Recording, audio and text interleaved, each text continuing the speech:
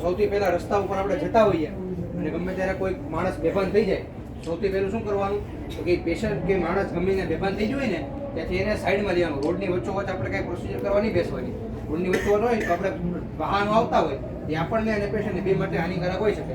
તો સમતલ જમીન ઉપર આવી રીતે જે માણસ બેભાન થઈ ગયો હોય એને સુરાવાનું.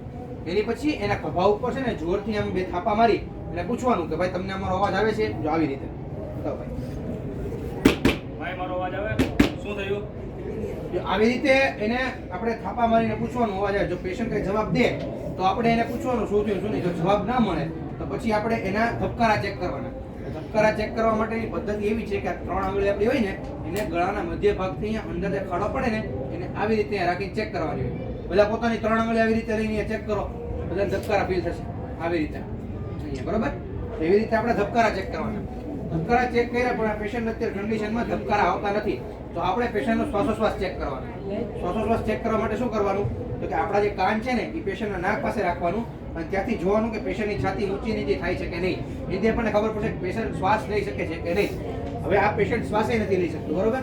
તો આપણે શું કરવાનું, આજુબાજુ જે ભીડ જમા થઈ હોય ને એમાંથી એક જણાને આંગળી દીધીને કહી દેવાનું કે ભાઈ તમે એમ્બ્યુલન્સને ફોન કરી દો, બરોબર? કોઈને જનરલ નહીં કહેવાનું કે એમ્બ્યુલન્સને ફોન કરો.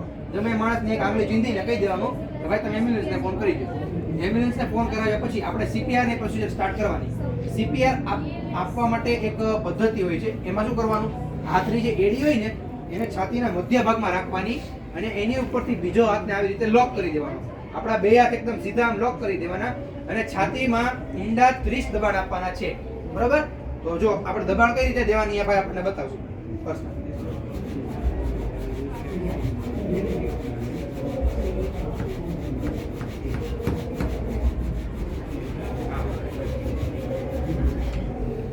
આવી રીતે 30 વાર દબાણ આપ્યા પછી આપણે છે ને 2 બચાવ શ્વાસ આપવાના. 2 બચાવ શ્વાસ કઈ રીતે દેવાય તો આપણે એમાં એક પદ્ધતિ છે હેડ ટીલ ચીન લિફ્ટ પદ્ધતિ એને કહેવાય. એનાથી શું, એમાં શું કરવાનું, આપણા જે 3 આંગળા છે ને એનાથી પેશન્ટના કપાળને ઊંચું કરવાનું અને આ 2 આંગળાથી પેશન્ટનું નાક બંધ કરી દેવાનું અને પછી આ બીજો હાથ છે એનાથી દાઢીને આમ ઊંચી પકડવાની. એનાથી શું થાય, આપણો જે એરવે છે ને એ એકદમ સીધો થઈ જાય. તો બહારથી આપણે જે હવા આપીએ ને એ પેશન્ટના લંગ સુધી પહોંચી કરવી. તો આવી રીતે નાક બંધ કરી નીચે દાઢી પકડીને હવા એર આપવાની. આવી રીતે 2 બચાવ શ્વાસ આપવાના. હવે 30 વાર દબાણ આપ્યા પછી 2 બચાવ શ્વાસ આપવાના, પાછા 30 વાર દબાણ 2 બચાવ શ્વાસ.